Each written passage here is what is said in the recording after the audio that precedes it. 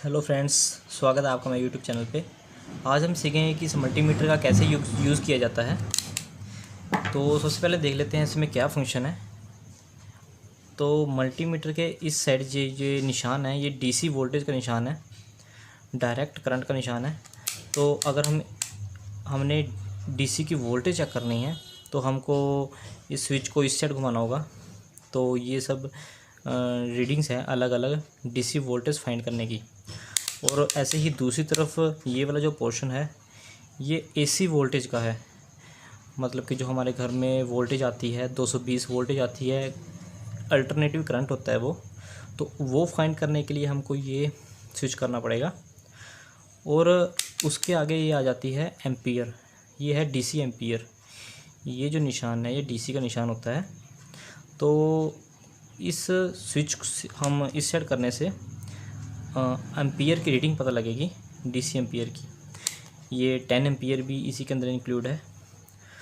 और उसके नीचे ये इस साइड ये आ जाता है रेसिस्टेंट कि रेसिस्टेंट के अंदर जो रेसिस्टिविटी है वो कितने ओम है, उसको फाइंड आउट करने का ये सभी रीडिंग्स हैं। तो अगर हमें रीडिंग फाइंड करनी है तो हमको इस साइड इसको स्विच को रखना होगा। और उसके आगे ये आ जाता है कॉन्टीन्यूटी। तो कॉन्टीन्यूटी होता है कि अगर हमारे पास कोई लंबी वायर है तो अगर वो बीच में से कटी हुई है तो हमको कैसे पता चलेगा। तो हमारे पास ये दो प्रोब होते हैं, जैसे कि ये ब्लैक प्रोब हमेशा इसमें रहेगा, कॉमन वाले में नीचे, और रेड वाला इसमें अटैच होगा भी। तो अगर हमने किसी लंबी वायर को चेक करना है कि वो बीच में से क्रैक तो नहीं है, तो हम उस लंबी वायर के जो दो एंड हैं वो दोनों एंड्स को हम इन दोनों प्रोब्स के साथ अटैच कर लेंगे। और अगर वो वायर बीच में से क्रैक ना हुई तो इसमें से बीप की साउंड आएगी। 1 सेकेंड, ये देखिए इस टाइप की बीप की आवाज़ आएगी। तो इसका मतलब कि वो वायर बीच में से क्रैक नहीं है। अगर बीच में से वायर क्रैक होती है तो कोई साउंड नहीं आएगा और ना कोई रीडिंग आएगी। तो उसके साथ ही अगर डायोड चेक करना है, डायोड का भी इसी के अंदर है। स्विच यहीं पे करेंगे तो हमको डायोड का भी पता चल जाएगा कि वो ख़राब है कि नहीं। और अभी हम प्रैक्टिकली करेंगे हर एक चीज़। अभी सबसे पहले हम डीसी वोल्टेज चेक करेंगे। जैसे गाइस ये देखिए एक सेल है, ये DC voltage, DC direct current आता है इसमें से, डीसी सप्लाई होती है। तो इसकी हम वोल्टेज चेक करेंगे अब।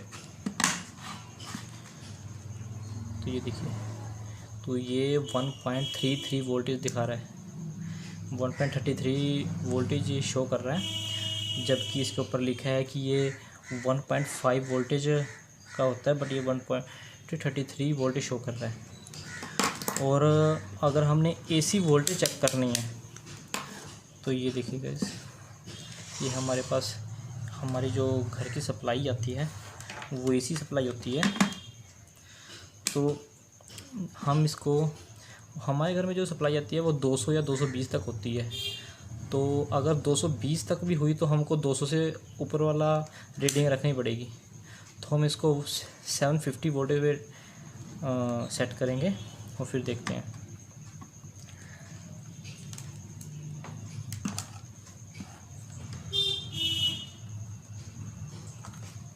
तो ये देखिए गाइस, ये इस टाइम 203 अप्रोक्सीमेट 203 204 204 वोल्टेज आ रही है हमारे घर में।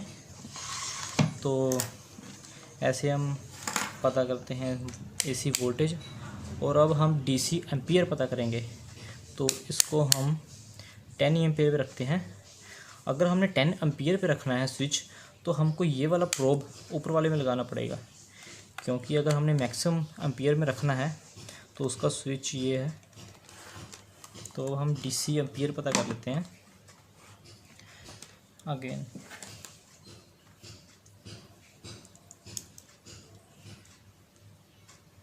ये देखिए गाइस, ये 1.49 एम्पियर शो कर रहा है।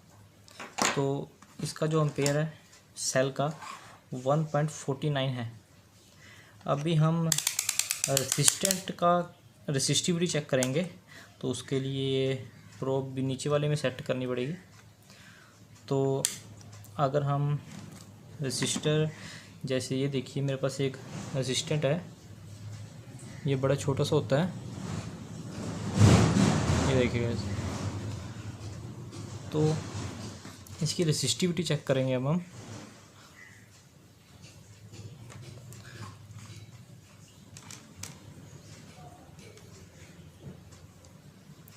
ये देखिए कैसे 5.56 इसकी रेसिस्टिविटी आ रही है। 5.56 ओम इसकी रेसिस्टिविटी है। और ये देखिएगा, अगर हम कॉन्टीन्यूटी चेक करनी है हमने, तो अगर ये इन दोनों को अगर मिला दिया जाए तो ये बीप की साउंड करेगा। मतलब कि एक लॉन्ग वायर है, वो आपस में अटैच है, कोई क्रैक नहीं है बीच में से, तो वो बीप की साउंड करेगा।